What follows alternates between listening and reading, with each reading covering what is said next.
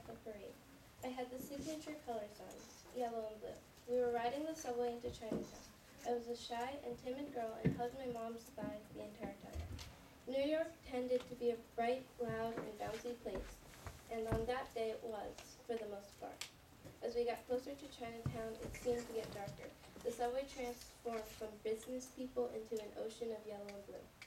When we finally arrived in Chinatown, it was dark and gloomy. We arrived in a damp area under a bridge. There was a distinct mist of alcohol and cigarette smoke, anger and hate.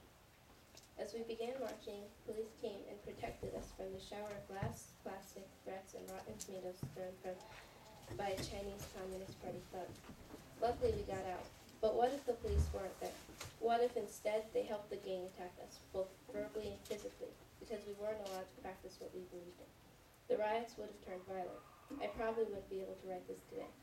For me, freedom means that instead of dying or being a slave, I can go to school and live a life accomplishing my dreams. Without it, I may not be alive. Without it, my life wouldn't be the same. Without it, America couldn't be America.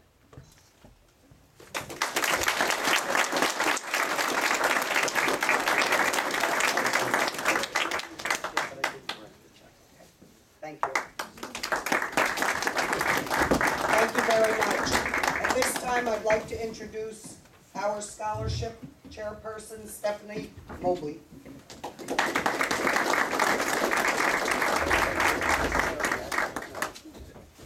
I just want to thank everybody that submitted essays. They were all really great, and to my judges, you guys had a really hard job. Because after looking through them, I'm just thankful that you guys were there, and thank you, Jim, for coming through for me this year.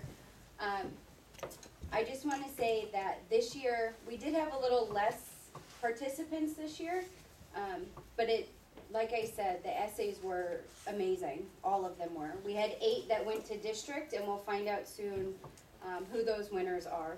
So I just want to thank everybody for coming today, and enjoy your lunch today. Thank you. Thank you.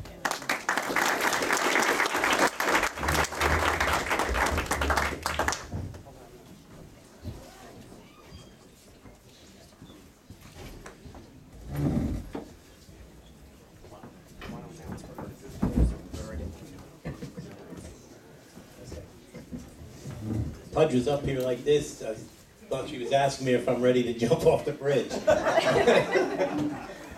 And now we'll have Stephanie do the closing prayer. And a thank you. And a thank you to Sharon and Stan for filming it, being here for the paper. They worked tremendous with us for getting things in the paper. And it's tough for her because her editor makes it tough for her to get us in the paper. We have to do actions. If we're doing a breakfast or dinner, she's got to come down and we have to do action or they won't put it in the paper, correct? Which we're always doing action down there. It might not be cooking, but we're always moving.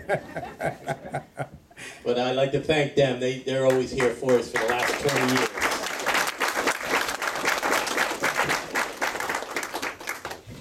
Also, after the closing prayer, if all the winners could come up here, Sharon would like to get a picture of everyone for the paper. By the Valentine's tree, that's not a Christmas tree. Father, thank you for allowing us to celebrate the accomplishments of these amazing young people. We thank you for the men and women who defend our freedom and keep this nation safe. We thank you for all the blessings you bestow upon us as we enjoy this luncheon in celebration of these young people today. Be with all the men and women, both active and retired, deployed and home as they go through their daily life. Amen. Amen. Okay, the food will be coming out. Sharon. It's great. I've got Walmart.